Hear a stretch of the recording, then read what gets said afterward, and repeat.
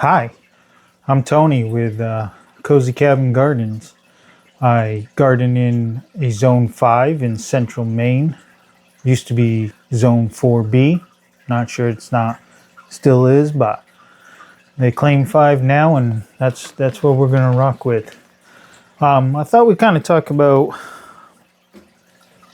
snow cover on plants, your perennials, conifers, bushes, trees, anything you kind of might have out there. For us that have the more more snow than some places do. Recently we just got 15 to 18 inches in one shot.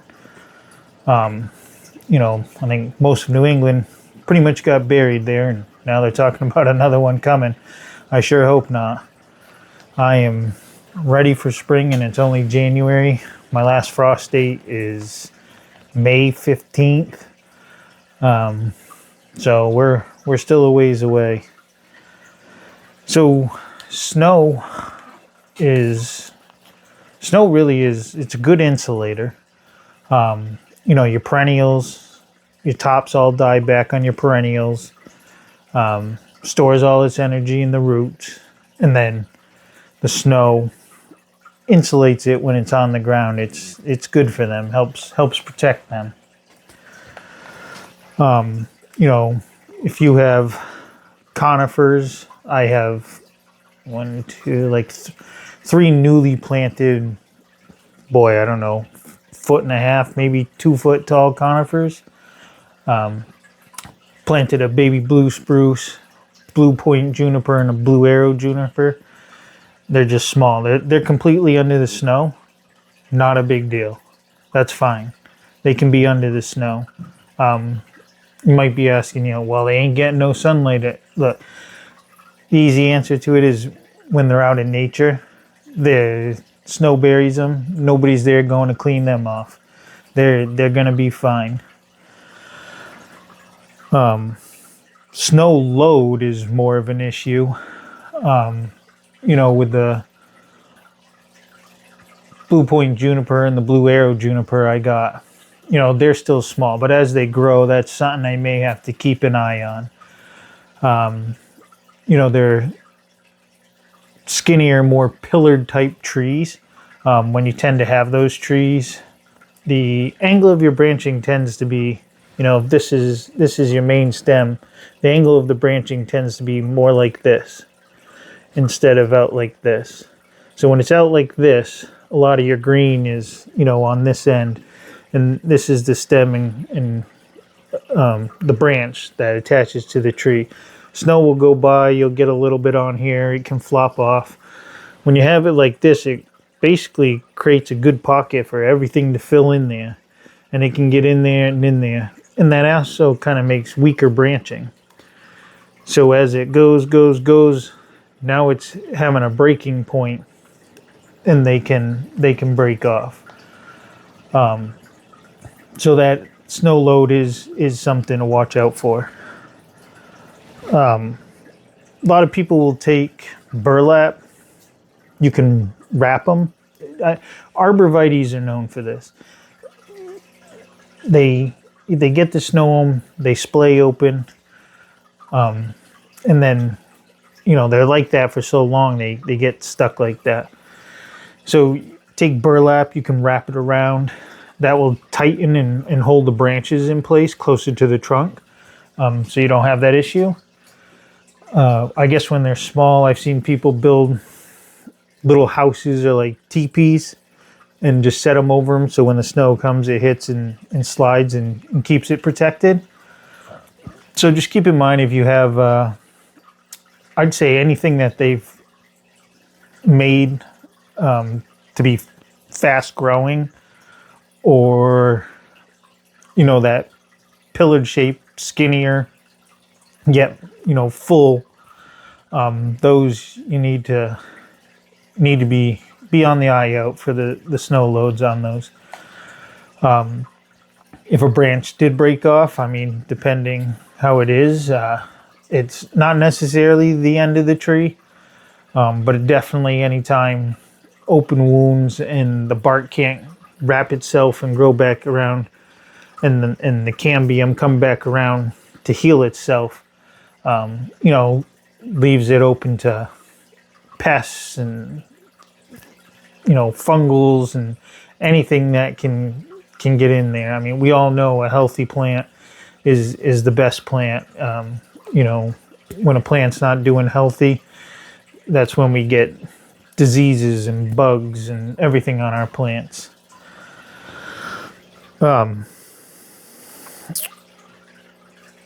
So evergreen bushes, I don't know if we have much to pick from where I'm up here. We do have some rhododendrons. Those tend to be okay. The leaves during the winter around here, not really for snow load, but they curl up kind of tight. So the snow kind of just goes by, and any bush you have that's deciduous, as long as the branches are strong, will snow's going to go right by it. You're not going to get a bunch of weight on that and have any issues with that. Though I can say I grow hydrangeas, hydrangea paniculatas, like Limelight, that's the most famous. Most people don't know that one. I do have to cut off my old flowers. If I don't cut off my old flowers, they collect the snow, they get pulled down to the ground, and they'll, like that, freeze into the ground, get more snow on top. I can't do nothing in the winter. If I didn't, during the winter, I can't cut them. So then they'll get stuck like that, and you won't get the height you may necessarily be looking for. Get a nice wide bush though out of it. But last year I didn't get to it, and I have 3 of them. The one in the middle actually had a piece that broke down basically almost right down to the base. One of my bigger branches. She's a little funny. We'll see it in the spring. Once it fills out, it doesn't look so bad, but when it's bare, it doesn't look like the nicest hydrangea. It's good. I flowered everything this past spring, or not past spring, this past summer, late summer. But it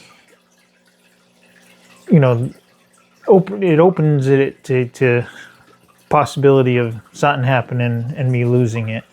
I'll kind of try to trim it all back into shape as we regrow it. I'm not really worried about it. I think it's gonna be fine.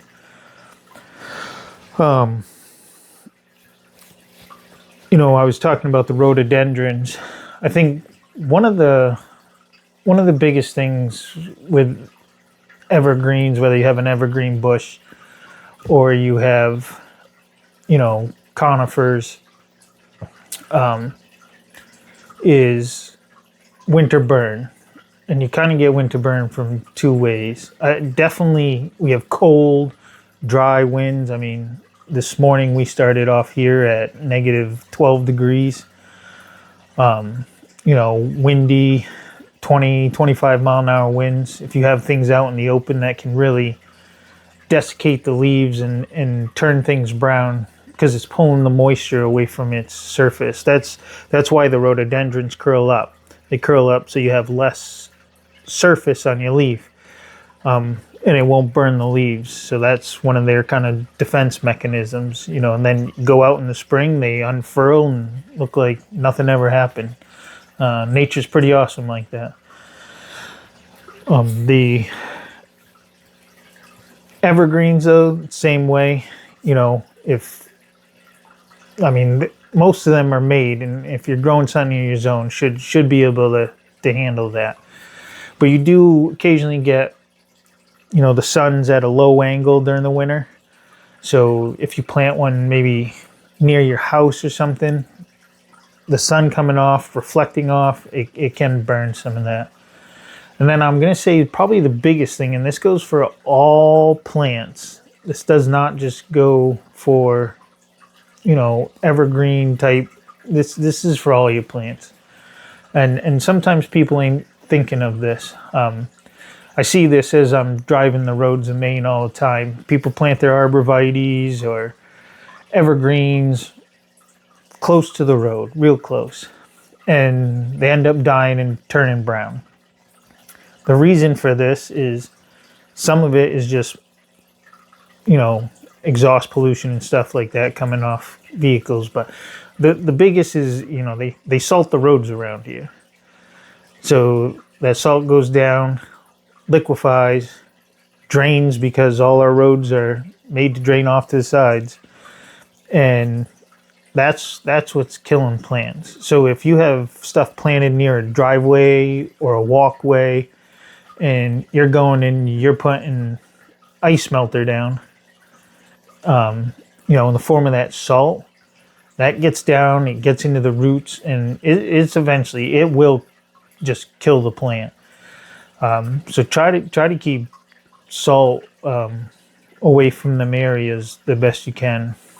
I'm trying to think off the top of my head. I think there is one type of salt you can use, but it's I can't think of it off the top of my head. I'm sure you can search that on Google, but that's definitely a big killer of plants that I think sometimes people just don't think about for, us in these snow areas, using it and thinking, well, the cold just killed it off. Well, no, it was you who may have. Not always the case, but it's, if you are using salt heavy in an area, that's something you may want to look into, and either you just can't plant there for your safety because, no good you slip on the ice and get hurt, then you can't garden. So, it's totally understandable. You gotta get rid of the ice. It tends to, used to be in the spring more. We get the snow melt, and we start getting our warmer spring rains, and snow packs down, and then we form ice. But lately we've been getting these weird storms in December where it warms up to like 50, and we get this rain, and everything just turns to an ice. Especially around here, a lot of us, we all have dirt driveways, so just straight up ice. But so just be careful on that when you're applying salt. I think that's all I got. Like I said, I'm Tony with Cozy Cabin Garden, Zone 5 in Central Maine. We look forward to doing some more videos.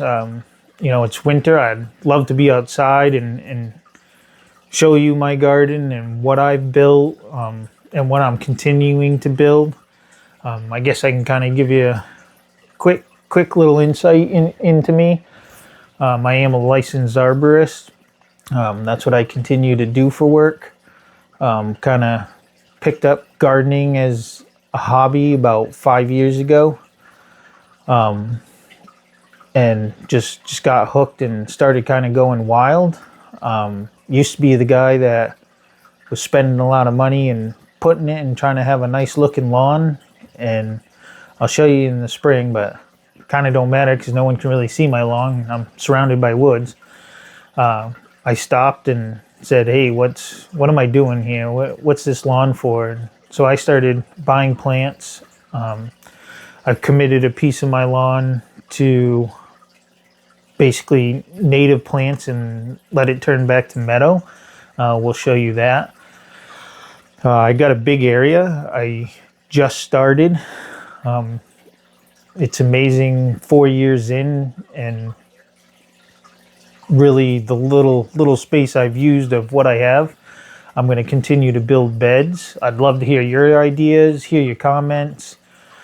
I'd love to answer any comments, any questions you have.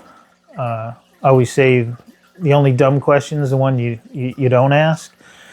I will usually, if I don't have the answer, I will get you the answer.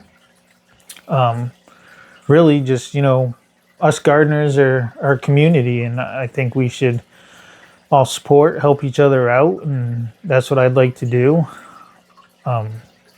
So we'll go from here. Till next time. Thanks.